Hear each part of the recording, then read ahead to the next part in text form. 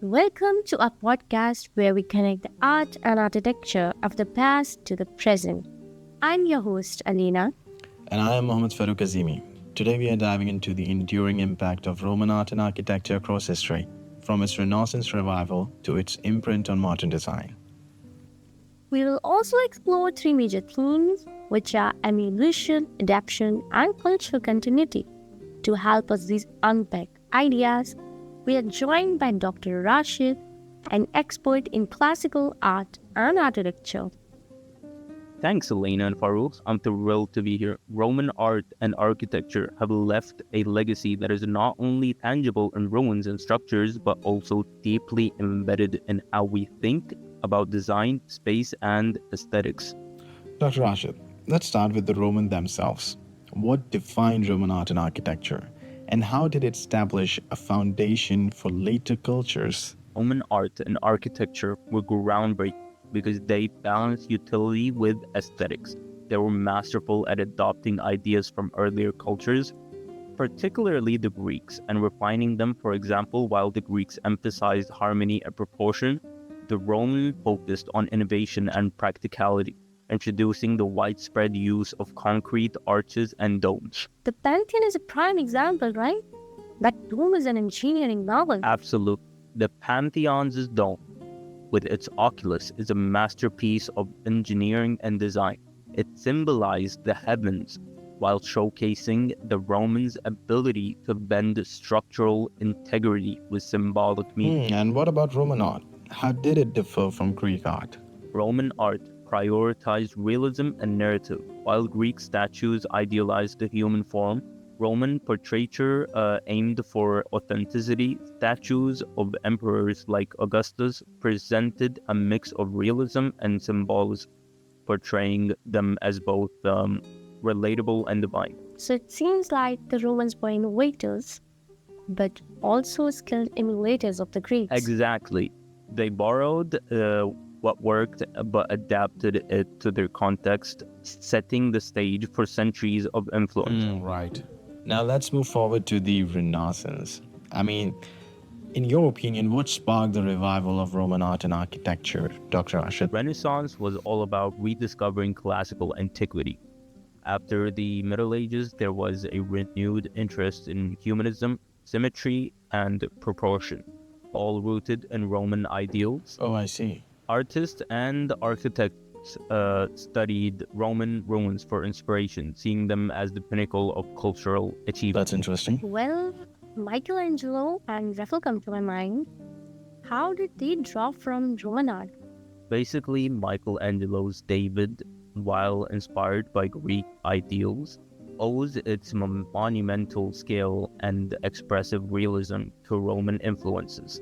Raphael's frescoes in the Vatican, particularly the School of Athens, incorporate Roman architectural elements like arches and coffered ceilings. That's interesting. And what about the architecture? Renaissance architects like Brunelleschi and Palladio directly studied Roman structures. Brunelleschi's dome for Florence Cathedral was inspired by the Pantheon, while Palladio's villas incorporated Roman temple designs, emphasizing symmetry, balance, and connection to nature. I hope that makes So sense. the Renaissance wasn't just a revival. We can say it was a reinvention. Precisely. They didn't just emulate Roman ideas, they adapted them to fit their cultural and technological context, creating something entirely new while honoring the past. And if you move forward towards the 18th and 19th century, the new classicism, it feels like, another wave of Roman influence, in my opinion. What fueled this movement? What were the motivations behind this movement? Neoclassicism was driven by the Enlightenment ideals of reason and order. Like Roman architecture, with its emphasis on symmetry and grandeur, aligned perfectly with these values. Oh, I see. And government used Roman-inspired designs to convey authority and stability. The U.S. Capitol and the Arc de Triomphe are prime examples. Got it. And today? How does Roman influence persist in modern design? To be honest, Roman principles are everywhere. Think of large public spaces with open courtyards or modern stadiums inspired by the Colosseum. Architects still use Roman innovations like vaulted ceilings and domes. Even minimalist designs often echo Roman ideals of simplicity and proportion. And now that I think about it, like it's just amazing how these ideas have endured for over 2 millennia. I mean, it's a lot. I know, right? It speaks to the universality of Roman design, durable, functional, and aesthetically pleasing. Okay, so now let's move forward and unpack these ideas of adaptation and cultural continuity. So, Dr. Rashid, can we start with adaptation? How did the cultures after the Romans modify their artistic and architectural ideas? Yes, of course. Adaptation is about making something your own while preserving its essence. After the fall of the Roman Empire, many of its structures, concepts, and techniques did not disappear. Oh, They were reinterpreted. For instance, during the Byzantine period, Roman architectural principles were fused with Christian religious symbolism. The Hagia Sophia in the Constantinople is a great example. right.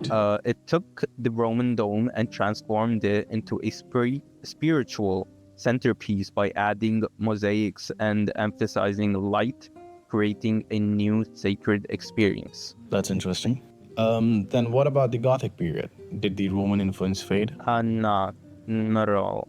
Gothic architecture seems distinct, but its engineering roots are Rome. Oh, I see. The pointed arches and the flying buttresses evolved from Roman innovations like the rounded arch and vaulted ceilings. The difference was their purpose. Right. Gothic builders aimed for height and light, creating structures that felt heavenly. The continuity lies in the use of Roman engineering principles to achieve new goals. Oh, I see. So what about the Renaissance? That's often seen as a direct revival of Roman ideas. Yeah, basically, Renaissance architects didn't just copy Roman styles, they studied them very deeply. Take what's his name, Leon Battista Alberti, who wrote De Re Edificario. It means on the art of building. It was directly inspired by Vitruvius, a Roman architect.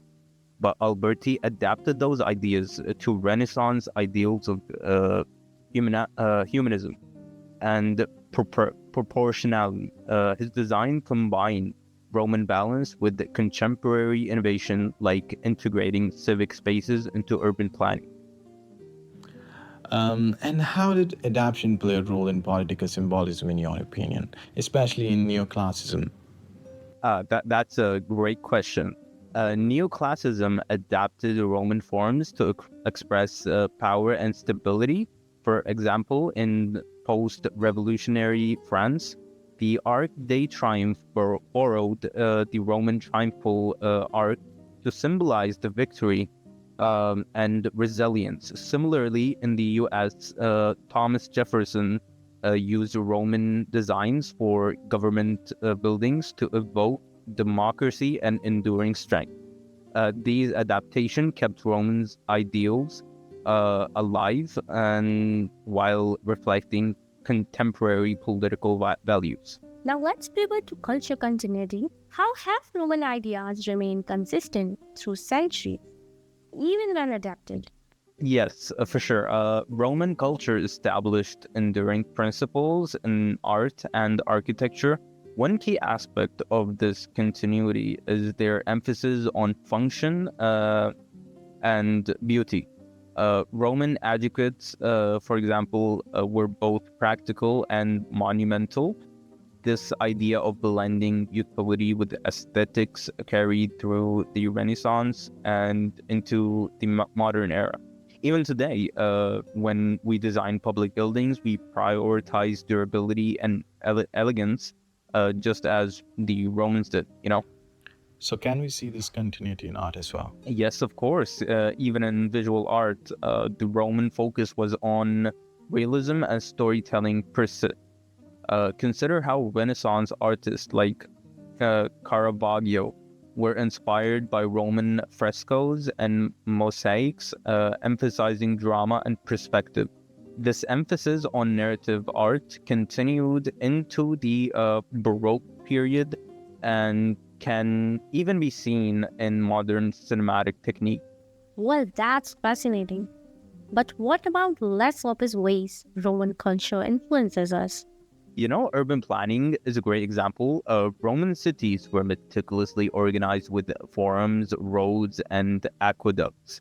That concept of a planned city layout directly influenced European capitals and even American cities. Washington, D.C., for instance, mirrors the Roman idea of centralized power expressed through grand symmetrical designs. Oh, so you mean to say it's just not about the aesthetics, it's about the structure of our daily lives? Yes, of course, you got that on point. Roman continuity isn't just about physical structures, it's about the principles underlying them. Order, durability, and harmony, these ideas are woven into the fabric of Western civilization, influencing everything from governance to urban design. It's amazing how adaptable and yet consistent Roman culture has been. That's the beauty of their legacy. The Romans created a foundation so flexible yet robust that it could evolve while retaining its core essence. Dr. Rashid, thank you so much for guiding us Mhm. through this incredible journey. Thank you, Alyna and Farrukh, for having me on here and giving me the opportunity to spread the knowledge about Roman art and architecture because they are so much more than they seem to be. And to all listeners, thank you very much for staying tuned. Until then, Take take care. care.